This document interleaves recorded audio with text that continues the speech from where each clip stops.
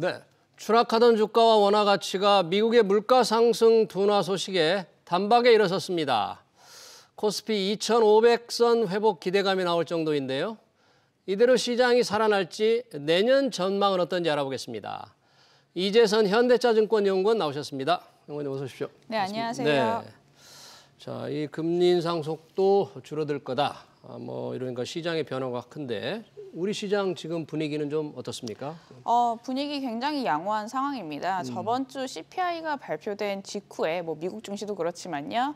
우리나라가 상대적으로 EM 내에서도 수익률이 월등히 조금 좋은 흐름을 가져가고 있는 상황인데요. 예. 일단 시장의 의견은 약간 기대 반 우려 반인 것 같아요. 기대 반 같은 경우를 보자면은 우리나라 같은 경우는 이제 원화가 사실 연초 이후에 그간 약세가 굉장히 심화가 됐던 예.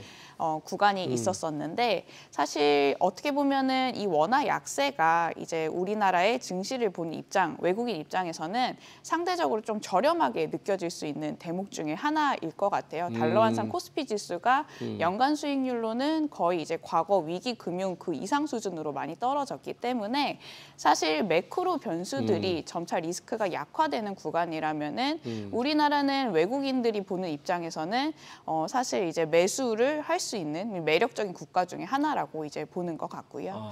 네, 우려 반이라고 하면은 최근에 이제 사실 우리나라의 증시 레벨 지수가 조금 많이 빠르게 올라간 측면이 없지 않아 있습니다. 최근에. 네, 지금 이익의 컨센서스를 보면은 사실 아직까지는 우리나라 같은 경우를 보자면 내년에 대한 컨센서스가 이익을 바닥을 다지고 있는 양상은 아니에요.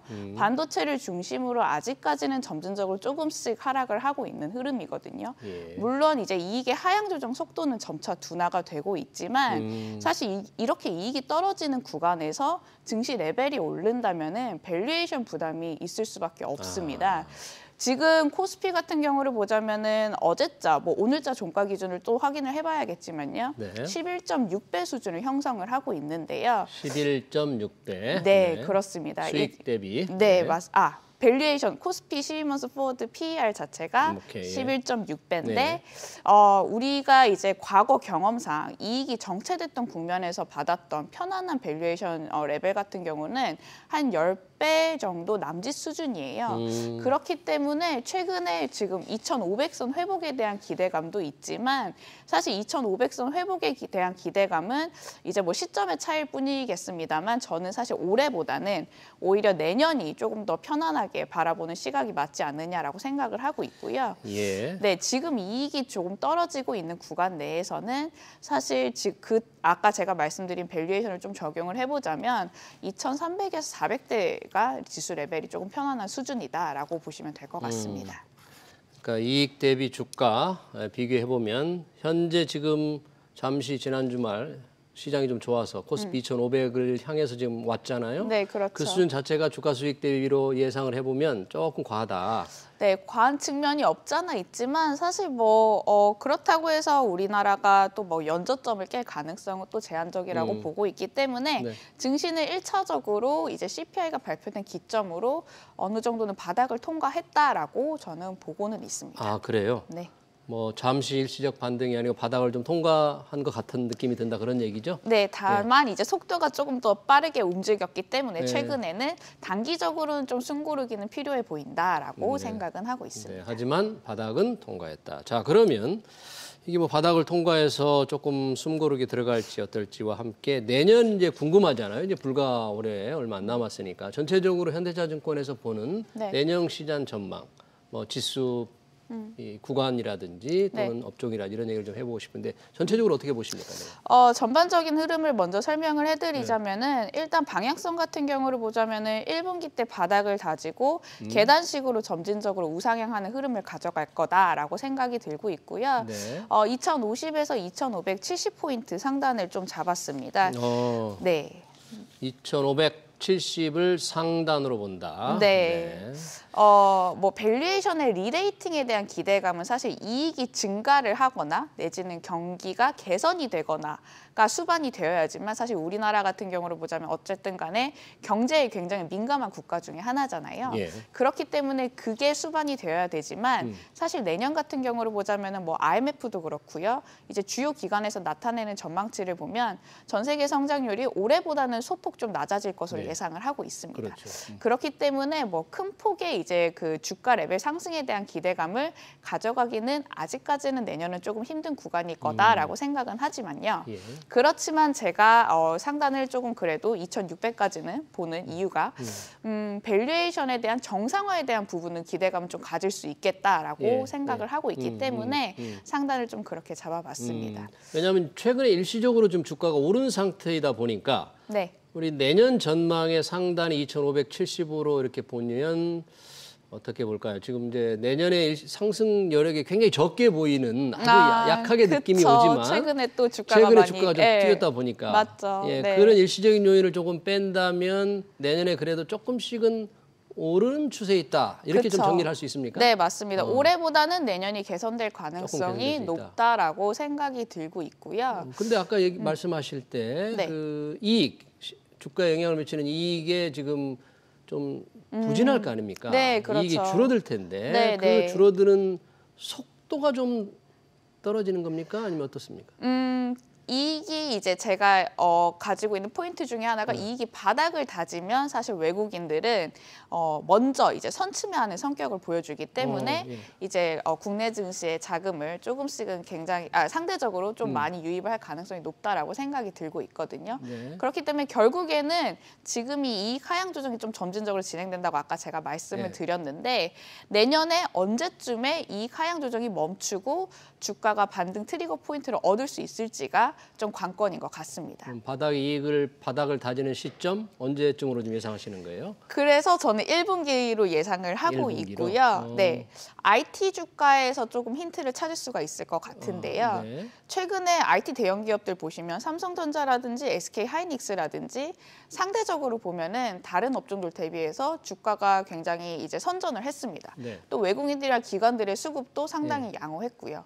사실 우리나라 같은 경우를 보자면은 IT 특히 반도체에 대한 기업들의 비중이 워낙 크기 때문에 반도체를 보고는 사실 뭔가 좀 선행성을 띠는 반도체의 주가가 선행성을 띠는 몇 가지 포인트가 있는데요. 예. 그 중에 하나가 반도체 주가가 바닥을 다지면 통상적으로 3개월 정도 후행을 하면서 이익의 주가가 바닥이 다지게 됩니다. 근데 최근에 이제 아까 제가 말씀드렸다시피 그 삼성전자라든지 SK 하이닉스 예. 뭐 관련된 대형 기업들의 바닥이 다지는 양상이 주가 부분에서 조금 드러나게 된다면 예. 사실 이 정도 부분에서 3, 4개월 정도 후행한다라고 치면은 내년 초에는 우리나라도 이익을 바닥이 다진다. 네, 다진다라고 이제 좀 볼 수가 있을 것 내년 같고요. 1분기에 국내 기업들이 이게 바닥을 다지는 때고 그에 앞서서 좀 선행해서 지금 외국인들이 사고 있는데 그 부분이 주로 또 IT 기업들이다. 네, 맞습니다. 그럼 IT 기업 외에 뭐 삼성전자나 SK 하이닉스 말고 내년에 조금 빛을 볼 만한 업종, 좀 긍정적인 변화가 예상되는 업종, 그다음에 어떤 게 있어요? 네, 내년에 또 테마도 이제 제가 간략하게 또 네, 말씀을 테마. 드리자면은 전반적인 테마는 이제 캐펙스 중심의 테마가 좀 형성이 될 것 같긴 해요. 기업 투자. 네, 네. 기업 투자. 특히 네. 이제 미국 쪽으로 이제 캐펙스의 움직임이 지금 활발하고 있고 이제 예. 투자를 굉장히 유치하려고 바이든도 그렇죠. 관련된 법안을 내놓고 있는 상황인데 관련된 업종들이 사실 증시를 주도할 가능성이 높다라고 생각이 미국에 들고 투자를 있고요. 많이 하는 업종들이 주도한다. 네, 그렇습니다. 그러면 어떤 업종일까요? 아까 말씀해 주셨던 뭐 IT 기업들이 IT. 사실 대부분이긴 하지만요. 2차 전지 일부 기업들에게도 기회가 될 수도 있을 것 2차 같고요. 전지. 네, 상대적으로 보자면은 또 이제 IRA 법안이 사실 최근에 이슈가 많이 됐었잖아요. 그렇죠. 중간 선거 당시에 공화당이 상하원을 장악을 하게 된다면은 IRA 수정 가능성이 높아질 것이다라고 또 시장이 되게 긍정적으로 해석한 포인트가 있었는데 공화당이 사실 아쉽게도 상원을 이제 과반수를 점령하는 거는 좀 실패 가능성이 그렇죠. 높아졌긴 실패했죠. 했지만요. 네. 네. 최근에 나온 뉴스를 보면은 바이든도 IRA 관련된 법안에서 일부 약간 조금 사실 수정에 조금 기미 의미를 보여주는 그런 뉘앙스를 약간 몇 차례 이제 내비친 바가 있습니다. 만약에 IRA가 수정이 된다라고 일부 우리나라에게 우호적으로 우리 이제 기대대로 조금 바뀔 수 있다면 네, 그렇습니다. 그러면은 뭐 일부 2차 전지 업체도 아까 제가 말씀을 했고요. 또 이제 저희 완성차 업체들도 자동차 상대적으로 좀 수혜를 받을 수가 있을 것 같다라고 생각이 들고 있고요.